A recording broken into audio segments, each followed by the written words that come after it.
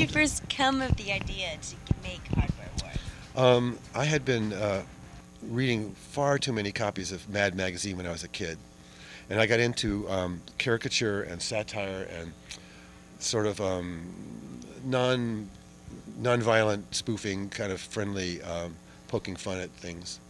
And whenever I see something that's really huge and kind of overinflated and big, I always think, where's the valve, like a little air out of that, you know? And it's just an annoying habit I have. But I thought it would be fun to make fun of Star Wars, which at the time was the biggest sci-fi special effects movie ever made in the universe, and no one thought it could ever be topped, and it was just so huge, you know. And I thought, well, you know what? Why don't I just make fun of that one? And I thought, it's so big, and it should be grounded and brought to earth a little bit. And how better to bring it to earth than to, say, translate all the stuff in space.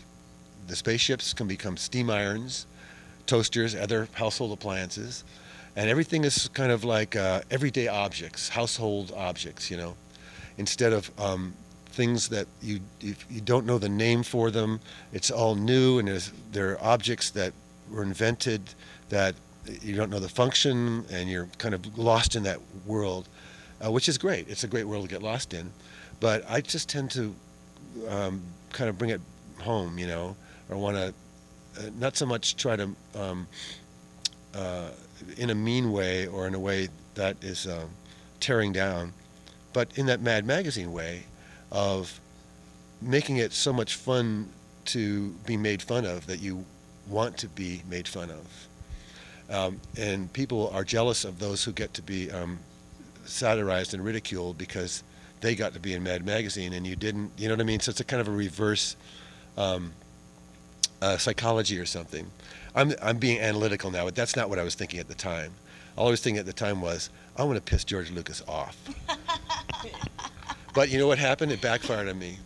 Because a few years ago, I got the Pioneer Fan Film Award. Now, it's not I didn't do a fan film.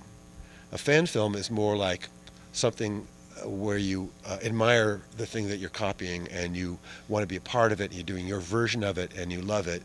A satire or parody, you are poking fun at it.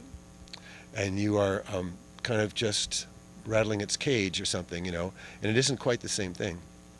And so I refused to accept it, but I did send Cindy Fergach down, who played the princess in Hardware Wars. And if you remember, she had the little cinnamon rolls on her hair, which looked exactly like Princess Leia's hair.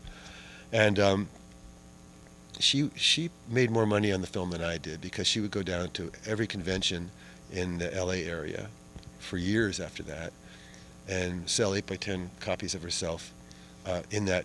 And she would go to a bakery first before going to the convention and get fresh cinnamon rolls to stick on her head. So she was all, you know, good.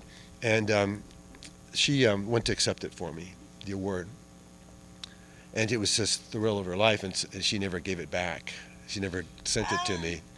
And I thought, you know what, that's okay. It meant more to her than to me, and, you know, and I think that was appropriate for her to have it, so.